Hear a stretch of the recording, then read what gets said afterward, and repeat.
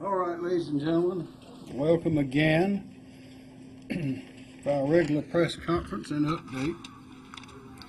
This is Josie McDaniel Burkett, who is with us today. We appreciate it very much.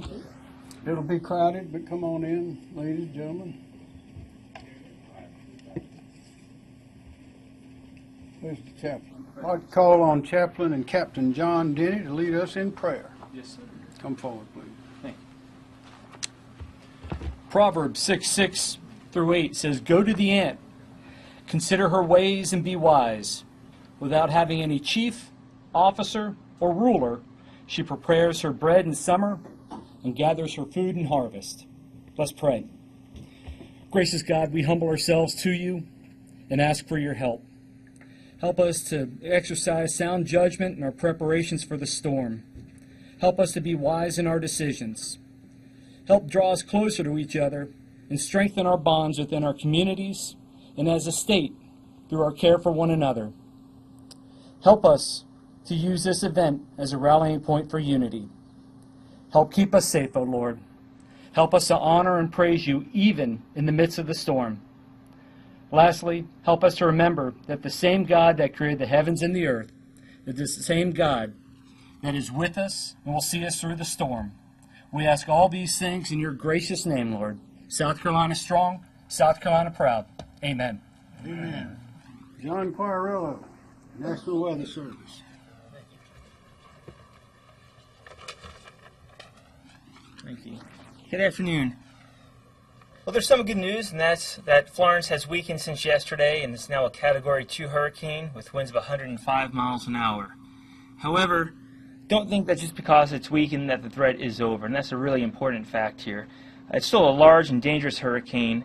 When you look at the size of the hurricane strength winds extend out to the west of the center 50 to 60 miles, and the tropical storm force winds extend west from the center 110 to 140 miles. So this is a very large hurricane. It's currently located about 175 miles east of Myrtle Beach. It is slowing down, now moving northwest about 10 miles an hour. We expect it to continue to slow down as it approaches the coast of southeast North Carolina today, making landfall likely somewhere in the Cape Fear-Wilmington area tonight into early Friday. Slight changes in the track and even in the intensity are still possible before landfall. It should weaken to a tropical storm while it slowly drifts into northeast South Carolina into Saturday. After that, it should slowly shift westward across South Carolina while weakening through Sunday night. Outer rain bands and tropical storm winds arrive across the Grand Strand late this afternoon and evening. There will be a prolonged period of damaging winds in this area, with tropical storm force winds expected for nearly 2 days and hurricane winds expected much of Friday and Friday evening. Elsewhere, damaging winds could spread inland across much of the state on Friday and persist through the weekend, resulting in downed trees and power outages. Tropical storm force wind gusts are expected into the Midlands and the Low Country.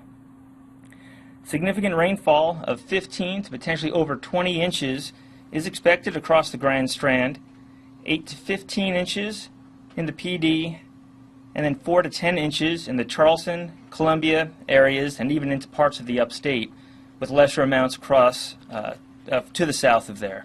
The heavy rain potential will persist into Monday, and given these rainfall totals, flash flooding is likely. These rainfall amounts will also result in significant river flooding, especially in the PD Basin, through next week. Landslides could also occur in the South Carolina mountains.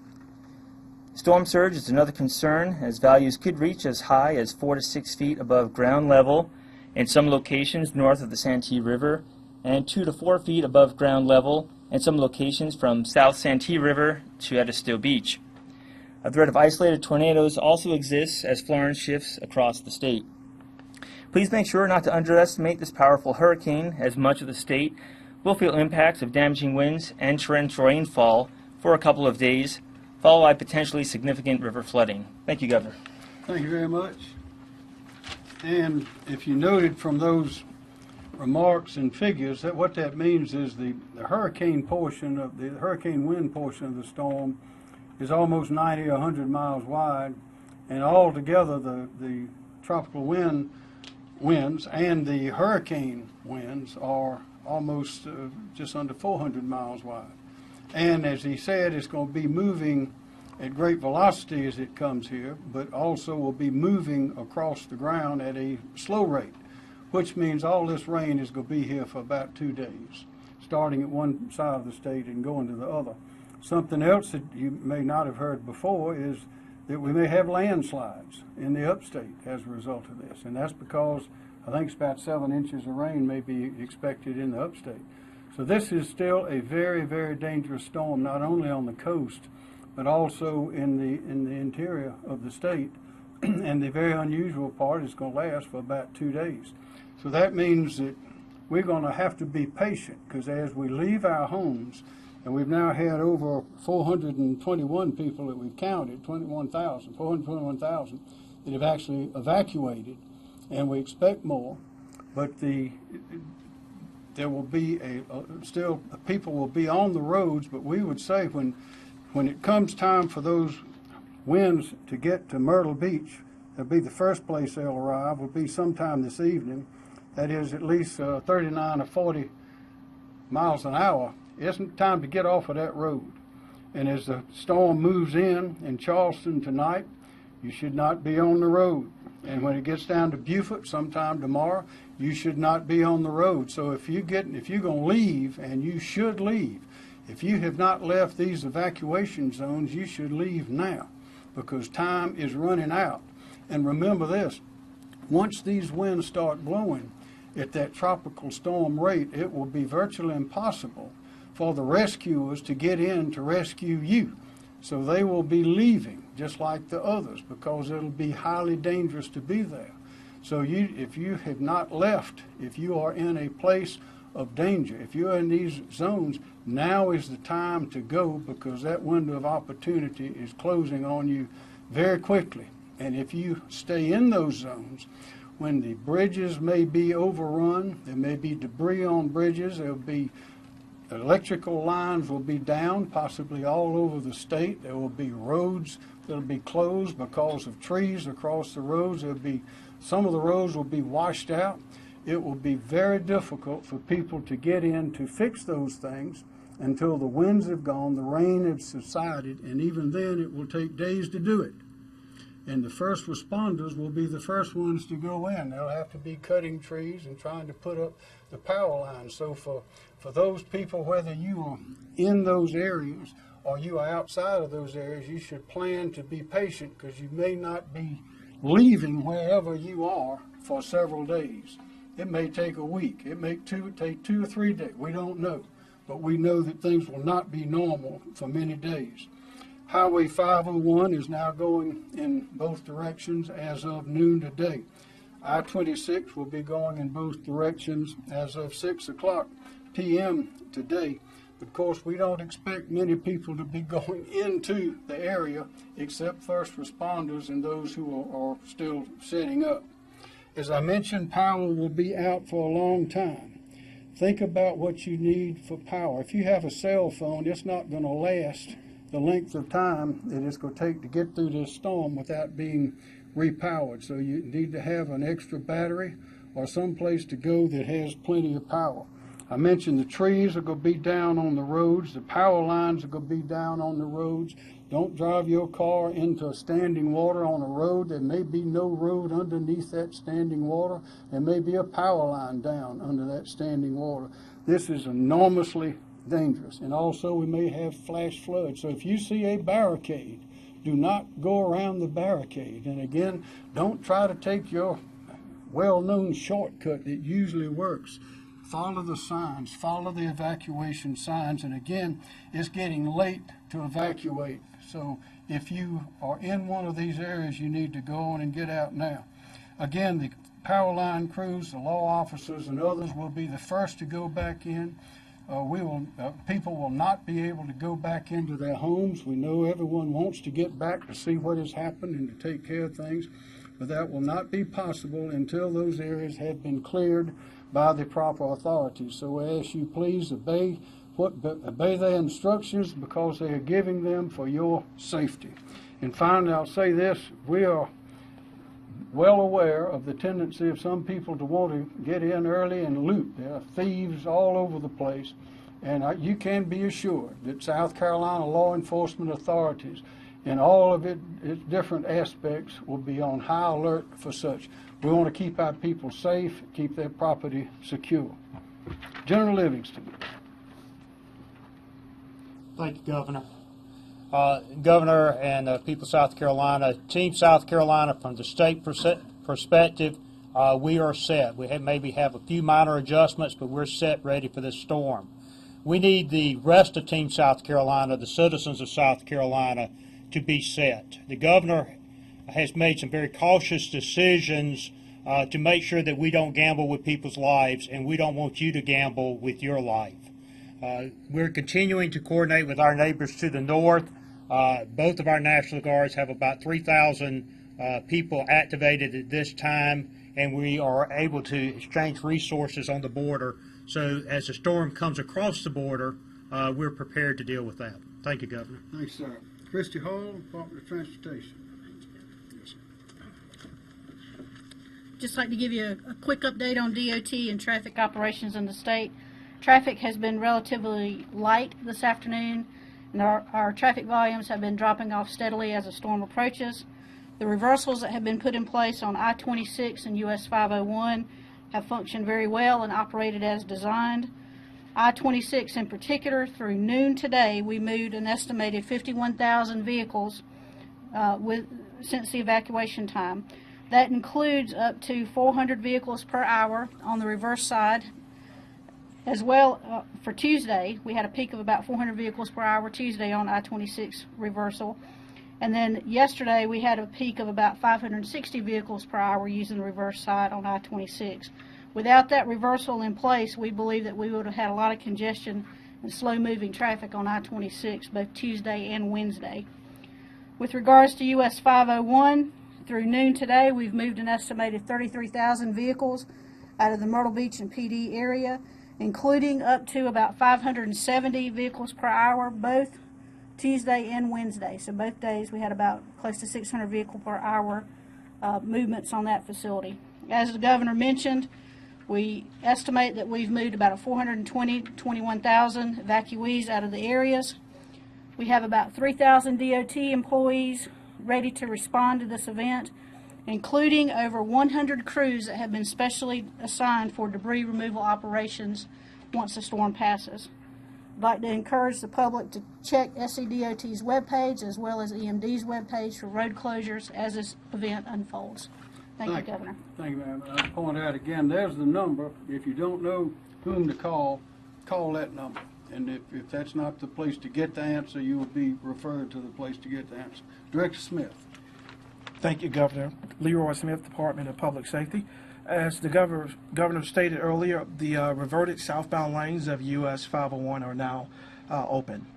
The I-26 reverted lanes will close today at 6 p.m. And as I stated yesterday, if your vehicle is on the reverted side in front of the flush vehicles, you can continue the entire route up to the Columbia area. It's going to take us about 4 hours to break the I-26 reverted lane down, and again, we'll close that lane at 6 sometime. A few hours after that, we should have it totally completed. As I told you yesterday, we investigated 2 minor collisions on the reverted side of the I-26 route, one in Orangeburg County, one in Columbia. We also worked one minor collision, Aner Police Department worked one minor collision on US 501 there in the town of Aner. Our preparations are underway for our post-landfall response. And I would just like to give you some public safety tips, something that you've heard the governor mention already. I think it's important to reiterate those things just once more. In terms of post-landfall, roadway conditions will be very dangerous. And if you don't have a need to be on the roadway, we ask that you please stay off the roads. Again, the phrase, turn around, don't drown, could not be more important than now. So don't drive around the barricades, as you heard the governor state earlier. don't drive in standing water. We know why. It could be down power lines, debris, tree branches down on the roadway could be washed out. And something else, don't use or play in standing water for recreational purposes. There could be a lot of safety risks associated with that. And that's all I have. Thank you. Okay, thanks very much. Chief Keel, SLED. Thank you, Governor. Mark Keel, SLED Chief. I just want to say, as you've heard, the evacuations and lane reversals are coming to an end. Those 450 state law enforcement personnel who have been working with the lane reversals and evacuations will be transitioned into security assignments. We have already received a number of calls from local jurisdictions that are impacted by this storm through evacuations, or those that are looking to have potential damage. They're asking for additional law enforcement assistance. We will be providing that law enforcement assistance to those agencies with all of our partners, state law enforcement partners and the National Guard. Again, as I've said each day, this is not the time for individuals to try and take advantage of those less fortunate, those who have had to evacuate from their homes or their businesses. Law enforcement will be out in force, and there will be a zero tolerance for criminal activity. Thank you. Thank you, Chief. DHEC, David Wilson. Thanks, sir. Sir, thank you, Governor.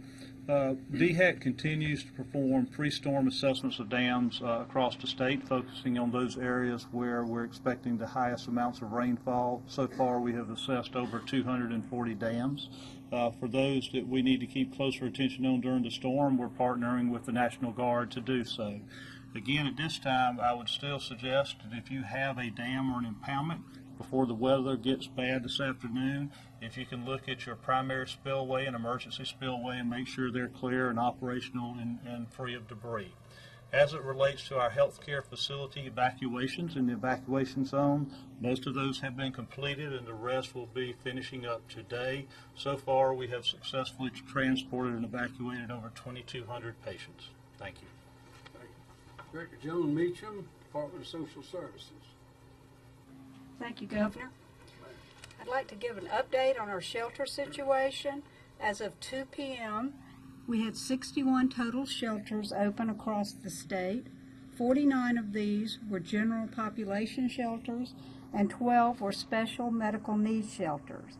We have one general population shelter that is at full capacity, and that is Goose Creek High School in Berkeley County. We have one special medical needs shelter that is at capacity, and that's Carolina Medical Center in Florence, South Carolina. Currently, there are 4,358 clients in shelters across the state, 79 of which are special medical needs. Our current total sheltering capacity is at 35,602. We are at 12% of that capacity. That leaves us with 31,324 spaces in shelters across the state at this time. As a reminder, if you are going to a shelter, check your SCEMD website for the live number of which is open or at capacity. Remember to bring blankets, pillows, and your comfort items, medicines if you have a chronic condition like high blood pressure or diabetes, important identification documents, and any special food items if you have small children or if you are on a restricted diet.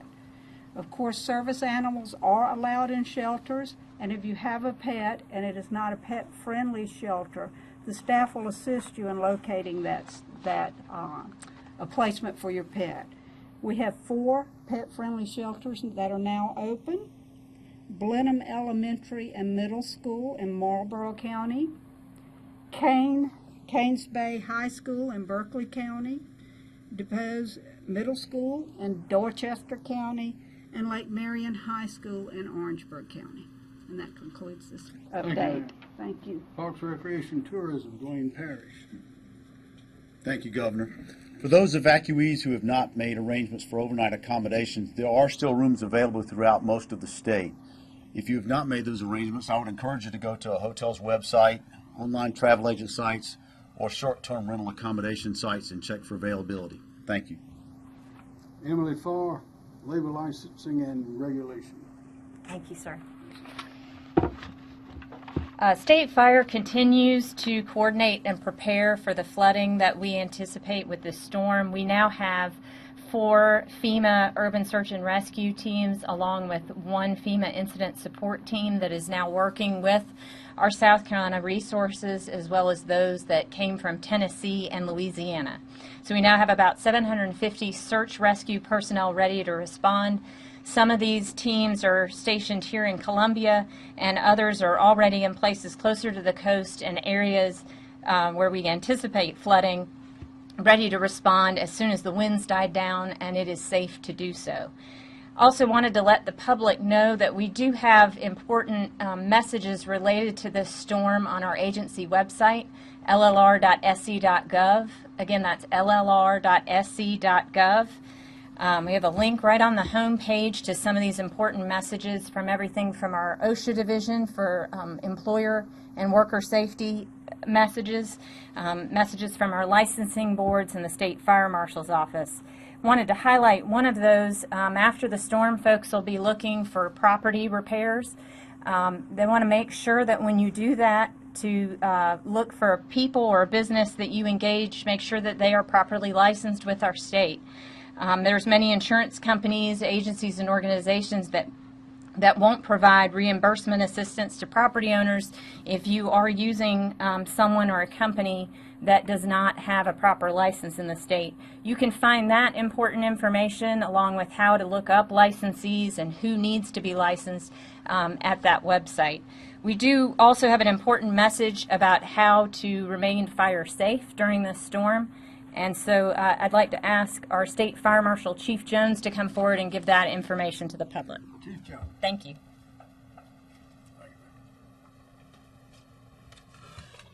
Many areas of our state will likely experience extended periods without power as a result of this storm, and I want to offer a few safety tips to prevent injuries, deaths, and of course property loss as a result of those actions.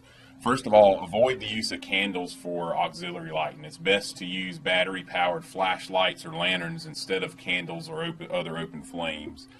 And of course, I suspect that many people will be using generators. Make sure that you operate a generator in a well-ventilated location that's outdoors, that's away from doors and windows. Never operate a generator in an attached garage, even if the doors are open. And also make sure that you place generators so the exhaust fumes are pointed away from any doors or windows on your home. Make sure that you have carbon monoxide detectors and alarms in your home that will indicate if there's a carbon monoxide buildup before it's too late. And as a message to protect our linemen and power utility workers that will be restoring power in the area, if your generator is hooked to the main breaker box of your home, make sure that you switch off the main breaker to your home before starting the generator, because that power can backfeed back to the power lines and potentially injure the line workers that are working to restore your power. Make sure the appliances that you're operating off of that generator do not overload the generator's capacity, and make sure extension cords used are not exposed to water. Please make sure, and we actually had a fatality last year following Hurricane Irma as a result of this, make sure that you fuel your generator after it's cooled down and never run your generator inside your house. We actually had a fatality last year after Irma because of a generator being run inside the house. And then experience has taught us to avoid cooking-related hazards as a result of a hurricane and power loss. Make sure that the eye to your stove is turned off when the power goes off.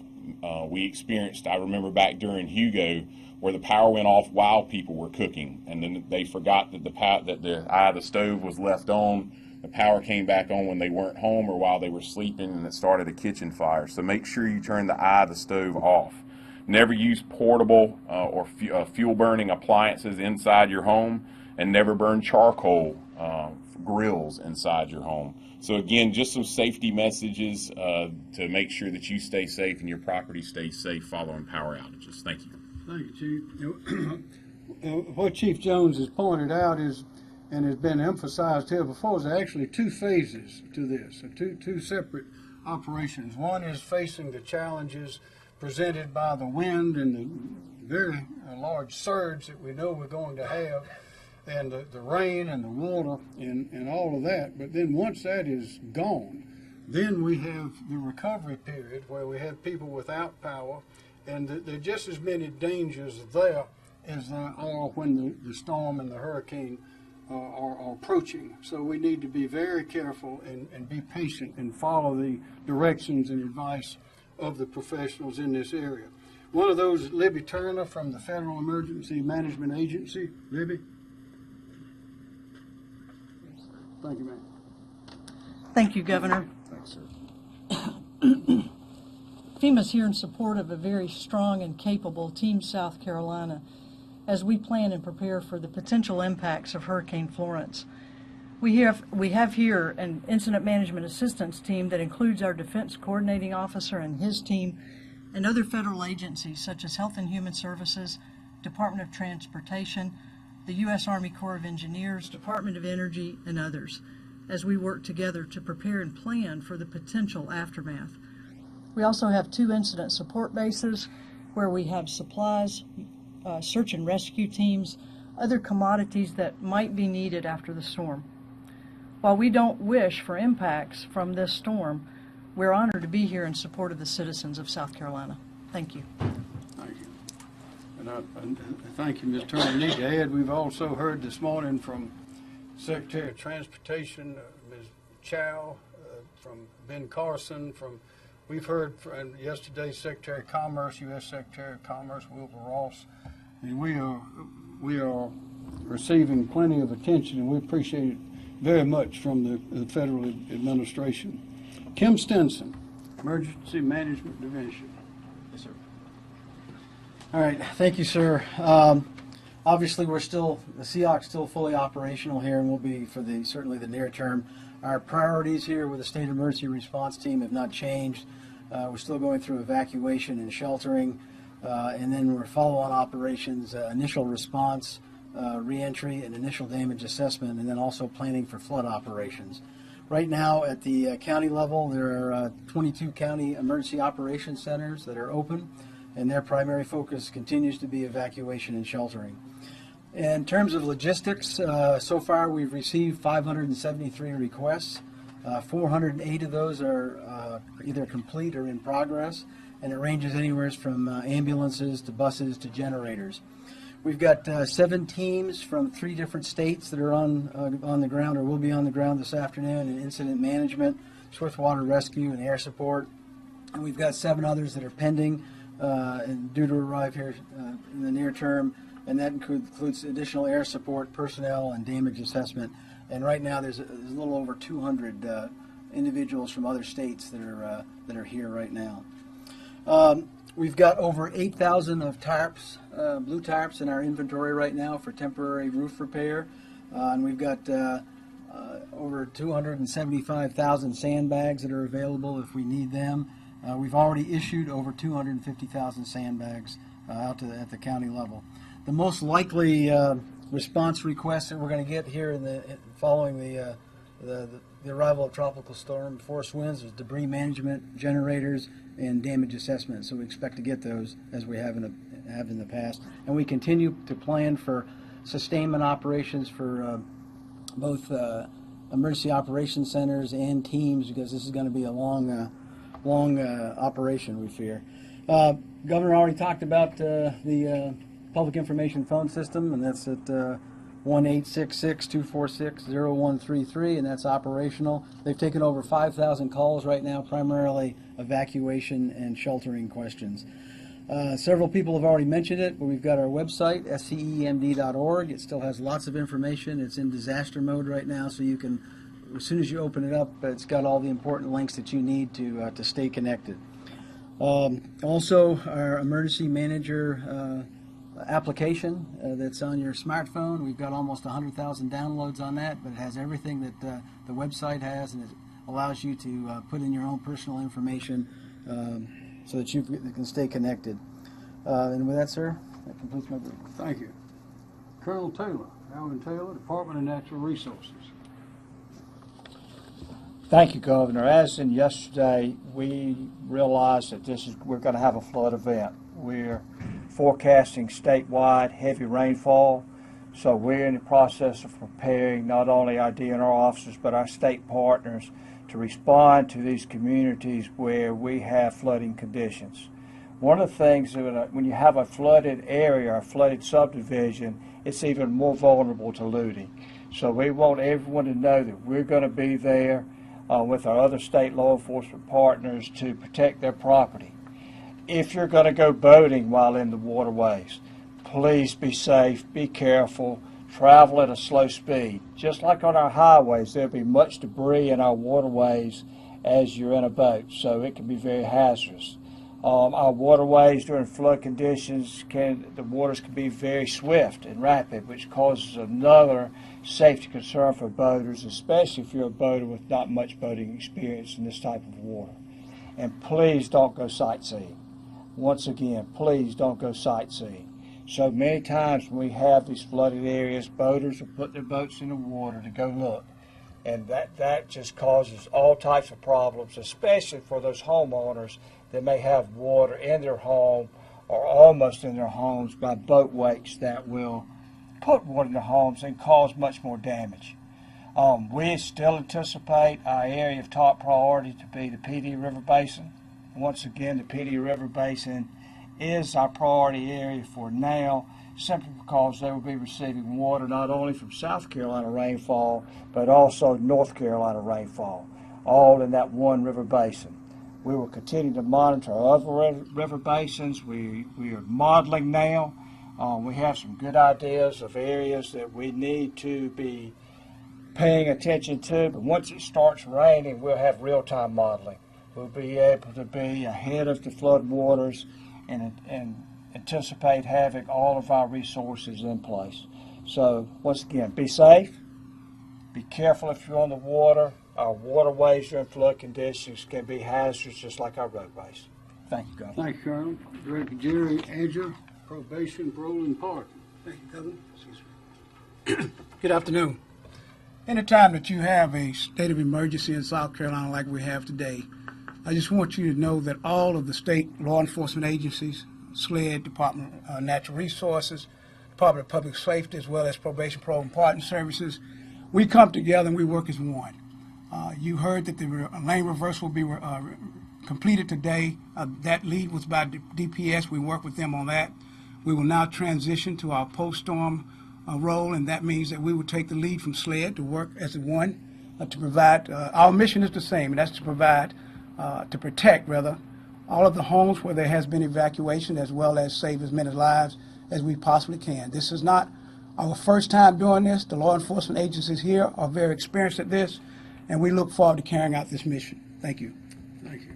Colonel Kevin Suedo, Department of Motor Vehicles. Thank you, Governor. Department of Motor Vehicles' number one priority is to reestablish all the branch officers as soon as we can get safely back into them.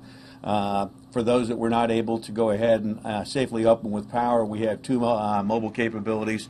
We use our CARES vehicle and our Shark vehicles to go ahead and augment those services. At an appropriate time, we will take those resources and get them out to the insurance claim sites so that we have capability to get citizens their driver's licenses, ID cards, and titles for appropriate claims. Shifting gears, though, it's an opportunity to talk about the South Carolina Disaster Recovery Office and where the state has a world-class response element. I want to talk to everybody about the requirement to get out there and recover. There are not abundant resources to get out there and recover each of the homes that are going to be impacted by this flood. And as a result, the priority will go through the South Carolina Disaster Recovery Office to the most vulnerable people in the state, primarily those individuals that are bottom third of poor, they are disabled, and they're age dependent. That means that if you are able-bodied, you are going to be responsible particularly for the initial recovery that comes from your home. That means being prepared for the recovery itself. That means going out and buying things like mops, buckets, Clorox, gloves, and contractor trash bags so that you can go ahead and get rid of the trash and the water as fast as humanly possible so that you can mitigate the impacts of things like mold and mildew that will take over a home if you're not careful. The last thing that we use is a lesson learned that I'll throw out this time. A lot of you are going to be exposed to a lot of time outside at this point in time, and it is mosquito season, and this is the time to go out pre-storm and buy the bug spray so that you're properly protected. They're going to be out there like they have been each of the prior storms, and we want you to go out and start buying that stuff so you can protect yourself now. Sir, subject to your questions. Thank you very much. And in that vein, we've also been in contact with Secretary Linda McMahon of the Small Business Administration, and they are ready to provide assistance in recovery as well. Director Nanette Edwards, Office of Regulatory Staff. Thank you, Governor. Well, as been stated several times earlier in this briefing and addressed by the Governor, we are anticipating that with the current projections of this storm, we could have extended power outages. The reason for that is the crews cannot go out and begin restoration efforts until it is safe to do so. And because we now understand that the winds can be 30 miles per hour and greater for a sustained period of time, the utility crews cannot go out until it is safe to do so. So, for example, if you were to lose power on Thursday, it could be several days before your power could be restored. And along those lines, if you choose to remain in place, please make sure that you are prepared for that extended power outage. Make sure that you have batteries. If you rely on a cell phone, make sure that you have your extra battery charged. Take those precautions. We urge you to do so. The Office of Regulatory Staff is also continuing to work with our fuel partners to make sure that there are adequate fuel supplies for any continued evacuation. Thank you. And we've also heard from Duke, SCE&G, and Santee Cooper, and they are making the same plans that everyone else is to address these problems and the fixing that will take place after the storm leaves. Yes, sir. Thank you. Any questions? Yes. Can I get maybe Colonel Taylor to address more specifics on concerns for river flooding, when and where? Yes, ma'am. Well, we know from past experience and from the models we are currently running that the highest area of vulnerability will be the PD basin. There's no question about that. They are positioned and projected to have the greatest amount of rainfall over the shortest period of time. We have many small rivers that feed into that basin, both the Little PD and Lumber River. Take water out of North Carolina and it comes down and exits into the PD River. And we also have the Waccamaw River, which receives water from North Carolina as well, which at the end of that river, again, is the Great PD. So the Great PD takes a lot of water from a lot of different rivers along that basin. So we know that it is the most vulnerable. It is our top priority. We know we're going to have much rain in North Carolina, and we know we're going to have much rain along that PD area of our state, the highest projected area. So that's our top priority. We'll move down to the Catawba River Basin, anticipating the area that may have the second largest amount of rain volume, and we're modeling that, and we'll closely monitor it as well. Those are our top two priorities presently, but we will continue to look at the Edisto Basin around Givens and the lower part of the state and our other river basins.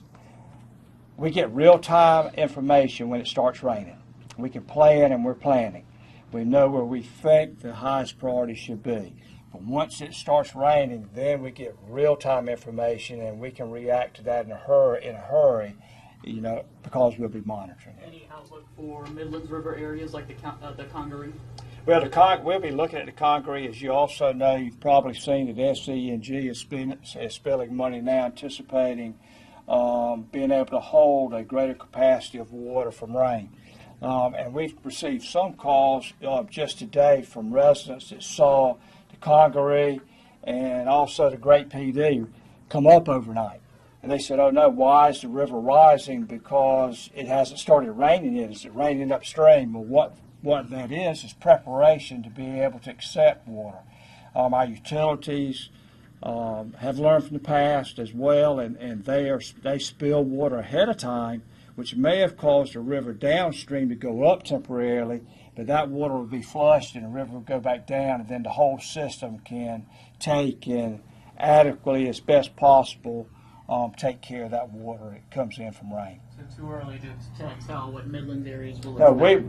we are prepared, we're looking, we're modeling, but at the end of the day, when it starts raining, much is going to depend on how much rain falls in one particular area. You know, most of these storms, rain falls in bands around these tropical storms, so one area may have 15 inches of rain, and 20 miles down the road you may have 5. So a lot's going to depend on how much rain falls where, and we'll be monitoring that on a regular basis to try to model and be prepared to react to what happens. But we do know it'll likely be raining for 2 days, which is longer than usual. Yes, sir, Governor. We know this is a rain event. I mean, we still have a storm that hasn't gotten here yet, but one thing we do know that this is going to be a rain event for South Carolina, a great rain event for South Carolina. So we're monitoring that now, making plans, have personnel in position, and whether you say you're fortunate or unfortunate, we've done this before. On one side, we're fortunate because we've had plenty of real-time training in response to responding to these type of events in the past. Unfortunate because it's a tragic event. How might this compare to the fire hose that came at us with Hurricane Joaquin back in 2015? Well, when Joaquin came at us in 2015, I would say that we weren't prepared. We were not prepared for the amount of rain that fell. Much of the rain prognosis at that time, we weren't looking at the amount of rain that fell. It wasn't forecast. And when Joaquin set up over us for a period of time and it rained, it rained. So I think now, although some situations may be similar, I think now we're more prepared to monitor, to react, to forecast than maybe we were during Joaquin. In addition, we have technologies now that we didn't have before. Wilbur Ross was explaining how Secretary of Commerce, they have drones in the air, have submarines or some sort of submarine drones out in the ocean now, bringing in data about this storm, and have a satellite technology that didn't exist just a few years ago. And Bob McAllister is here in the room with us, or was a few minutes ago, back when Hugo came in 1989. He and Governor Campbell were sitting at the State House trying to get as much information as they could. There wasn't that much available, and they made their main decision based on Jim Gandy at WIS-TV, who was an excellent weatherman. Things have changed a lot. We can still predict a lot, but this particular storm is unpredictable. Things have already changed so many times. But we're as prepared now in this state with this team that we have, this team South Carolina, we're as prepared as anyone in the country, and probably more so, for these kind of events. Governor, would anybody here be able to address that prison situation? Have any of them been evacuated in those No, evacuations? so they have not been. Nothing has changed since yesterday. Well, the same reasons as yesterday.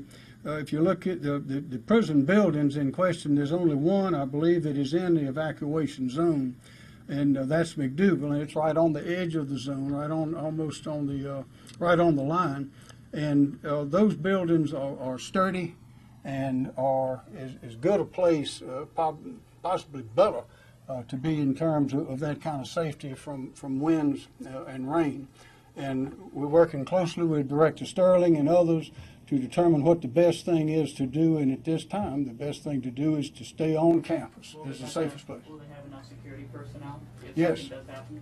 They will, yes. When it Yes, comes sir. to the Red Cross shelters, we're getting word that a lot of the shelters don't have food, they don't have beds, they don't have water. Are there any efforts Yes, ma'am. to get those items to those shelters? Yes, the mass feeding has been activated, and food has been ordered, and it's currently going out as far as it can before the road shut down, and then it'll go to various distribution points. As far as the bedding, I know that they're in process of trying to get cots into the shelters.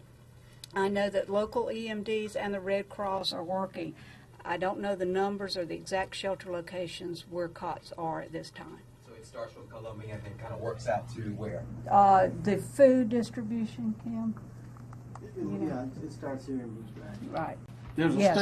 a statewide plan that is being implemented and is being perfected as we go in conditions required. We've been on the phone this morning. There were discussions with Louise Welch of the Red Cross, and things are proceeding well. Yes, sir. There was another question. Was there another question, the Colonel? I was going to address on Department of Corrections question. We're in constant contact with all of our modeling, and we're giving that information to them as they make their plans as well. So they aren't out there operating in a vacuum. Any of our models and information that we have for our rescue team and for our enforcement team, we're also sending to them so they can prepare. Yes. Thank you, Governor. I wanted to follow up on something that Colonel Taylor's been talking about, and John and the Governor. This is a long-term event, and it's almost in two phases. The first phase is going to be the hurricane coming through at the tropical storm.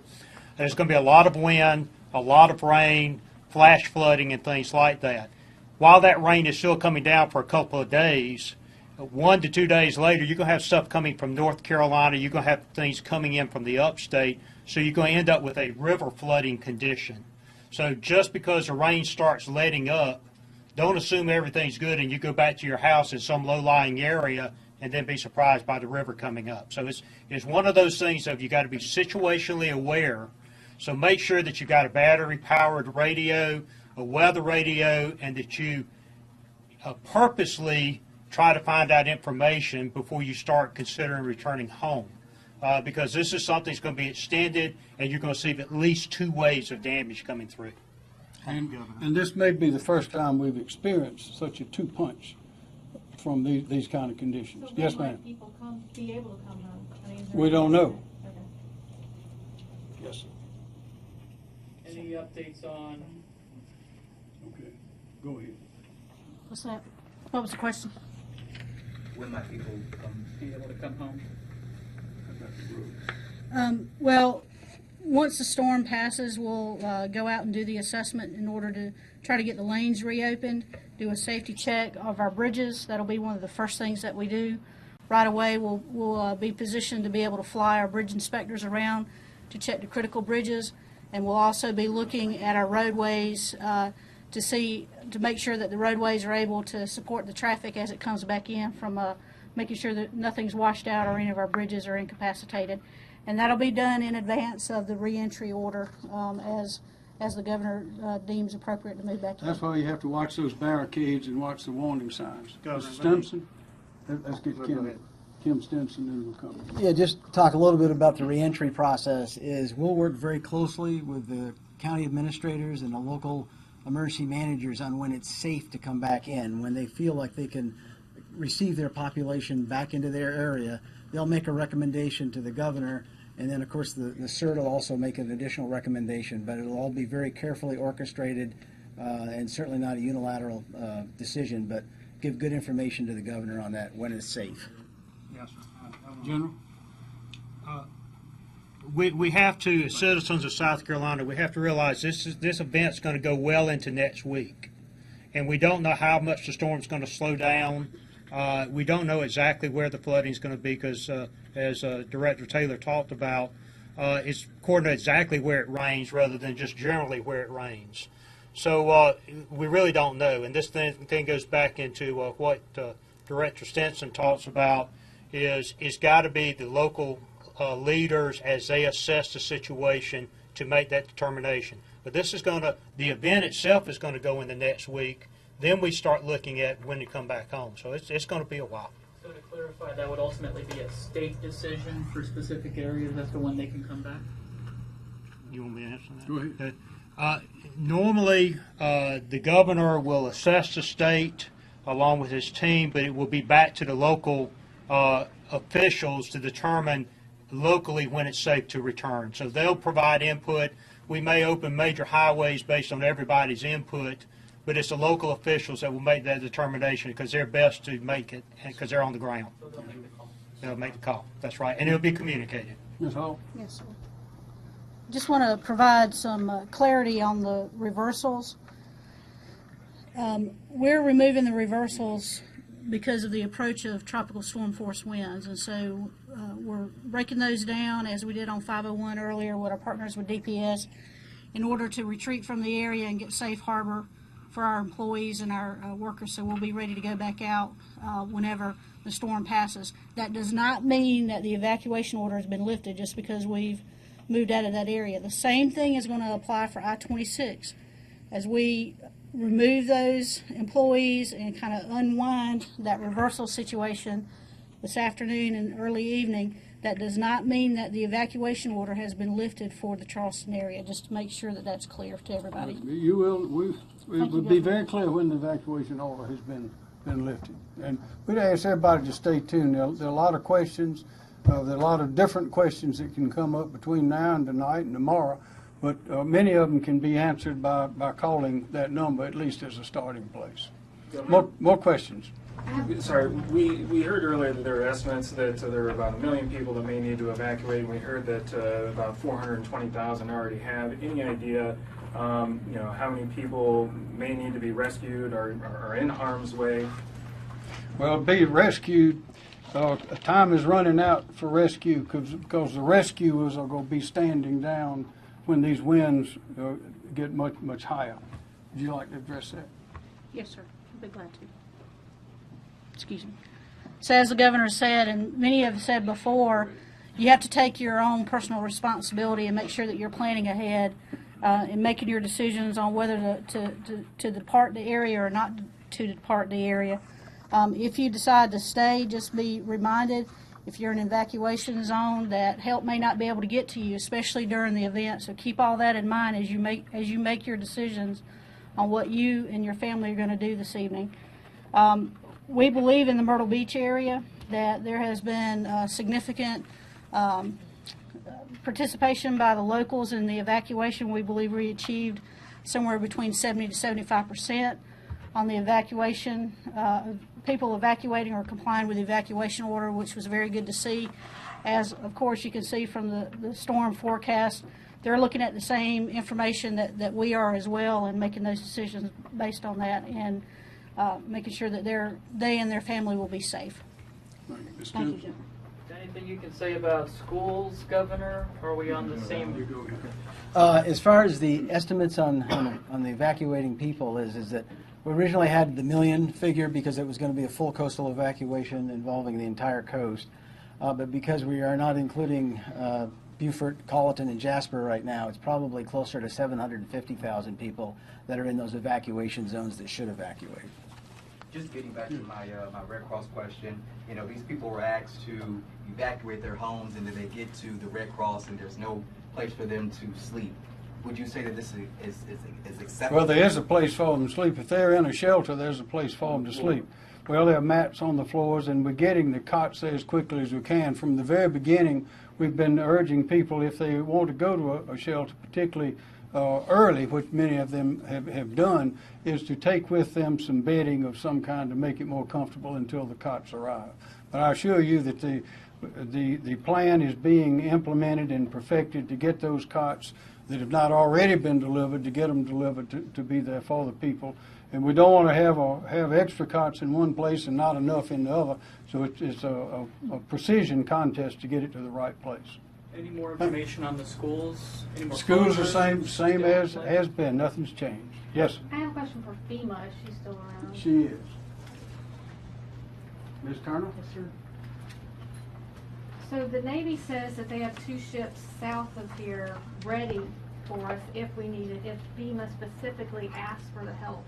Does it need to be a specific amount of destruction to occur for you all to do that, or what's the likelihood? No, we don't base our assistance based on the amount of destruction. It's actually a kind of a reverse process of that. So whatever occurs, whatever the impacts are, that then create needs, we base our assistance on those needs. So if the locals and the state need assistance in meeting those needs, then they come to us and request it. We can look at contracting or within our own resources, other federal agencies, a lot of times voluntary organizations. They're first and last on the ground helping people. But if all of those assets are not available or not enough, then we can reach to our partners at the Department of Defense. And so these ships are standing by, ready to assist if needed for any of the states that may be impacted by the disaster. Governor, City of Columbia Canal, are you guys working to secure that, given what happened in 2015? Can you take me through that? That would be a question for the city and Mr. Benjamin, the mayor. I know that there's $169 million, I think, that has not arrived yet to work on that canal, but it is being pursued vigorously, I assure you. And the lady reminded me of one other thing is let's don't forget the impact of volunteers. There are more volunteers helping with this effort than there are people in the various governments. We've got and that includes the Red Cross and Harvest Hope and the Salvation Army, all these others, and many volunteer organizations as well as individuals who are delivering food and bedding and those other things that are making this entire effort work. Yes, I can talk about that. Yes, sir. Yes, we've been in contact with city officials, and they're taking a look at the weather predictions and the flooding predictions, and they've got a plan if they have to further draw down the canal. They've already drawn it down some, but they can draw it down. They've got equipment and I guess riprap and that sort of thing that's available, and we're in contact with them if something happens, and that's certainly on everybody's radar. We've actually made coordination through the military. Step up. We've actually made coordination through the military side too. So yes, that was one of the great concerns 5 days ago. As you can tell, this plan we have is comprehensive. Are there any more questions? Governor, the coast has been on guard for several days now. You obviously ordered the evacuation along the coast several days ago. But, there's been a tropical storm watch issued as far east as Sumter at this point. I think it's the first time the Columbia office has been issuing tropical storm watches from inland. For residents in the inland, who may think that they are out of harm's way because they're 100 miles away from the coast, what's your message to them about what they should be? Well, the most recent part of that message started about 30 minutes ago when we started this press conference, and it has been in every one that we've had so far, and probably in most of the weather reports, and that is that the unpredictability of this storm has been demonstrated so far. The strength of this storm and the hurricane has been demonstrated as we see now. This is, as we've said, this is a different kind of hurricane. This is not one that's going to hit the coast and pass through quickly. This is one that's going to hit the coast and stay, maybe for 2 days. And it's going to be staying right over South Carolina, moving from Myrtle Beach and that part of North Carolina on across to where we even expected maybe 7 inches of rain up in Caesar's Head and around there, around the North Carolina line there. I don't know that we've had anything like that in anyone's memory, and that could even lead to mudslides in that area. So there's going to be plenty of rain. There's going to be a lot of it, and we need to be prepared, and for, of course, the flooding that results from that kind of rain. And as been mentioned, we have the rain that is falling in North Carolina that's very heavy, that will be coming down through South Carolina, into the PD especially, some into the Catawba Basin, which runs through the center of the state. But we're going to have rain all over the state. Thank you. From one side to the other for possibly 2 days. Thank you, guys. Thank you.